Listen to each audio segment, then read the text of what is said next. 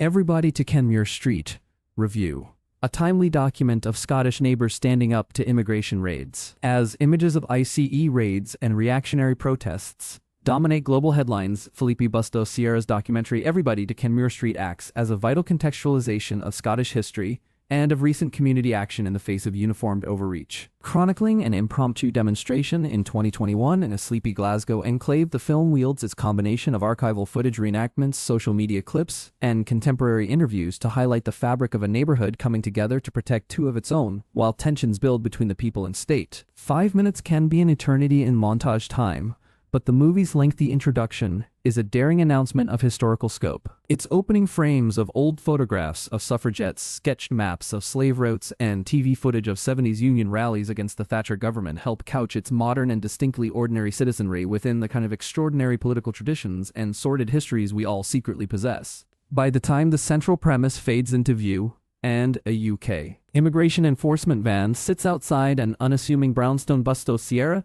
and editor Colin Money have already invigorated the viewer. The Pollokshields area in Glasgow, home to a heavily Muslim community, falls victim to one of the UK Home Office's dawn raids on the morning of Eid al-Fitr, a holy day in the Islamic calendar. The incursion feels pointed, but before two Sikh immigrants can be whisked away, men who have lived there a decade or longer, a slight commotion begins. Interviews of residents present that morning are accompanied by cell phone clips from curious onlookers on the street and up above, as rumors and hearsay are soon clarified, revealing that an anonymous man has taken it upon himself to crawl under the vehicle to prevent it from leaving with the arrested migrants at great personal risk. As the day wears on, the interview subjects recall their WhatsApp groups lighting up until more people from the surrounding buildings add to the sea of residents, stopping the van from taking off. Meanwhile, even more neon-vested cops from Scotland Yard arrive to assist their fellow officers. Everybody to Kenmure Street finds its power in gradually building rhythms. Its assortment of recollections consists for the most part of first-hand accounts from residents seated at acute angles from the interview camera against colorful backdrops. Their positioning seems awkward at first,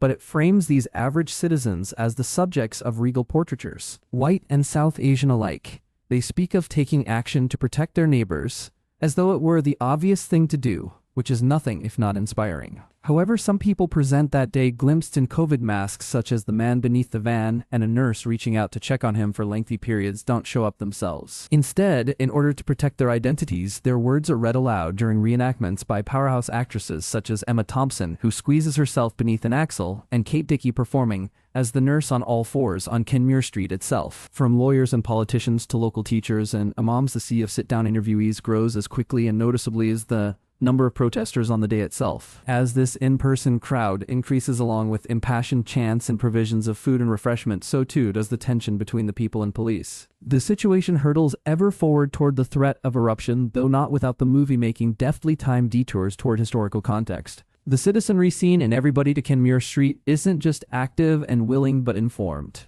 The interviewees are thus able to articulate not only the contemporary political milieu and Glaswegians' famous and early support for Nelson Mandela, but the dark past of their own city as a hub of the transatlantic slave trade. Together, the filmmakers and their subjects not only connect these various dots, but express in rousing essayistic fashion the manner in which this history is filtered down into the now, and the ways this modern tug-of-war between the state and proletariat has emerged from both proud traditions and those which remain unconfronted. Ultimately, Everybody to Kenmure Street is a film about power, who currently wields it, and how it can be snatched back by communities in the name of solidarity. Although its focus is on one corner of a larger skirmish, its collection of images of growing dissent among people who simply want to live their lives unbothered by racist policies becomes incredibly energizing as Bustos Sierra carefully captures and pays tribute to everyday people coming together to put that power back where it belongs.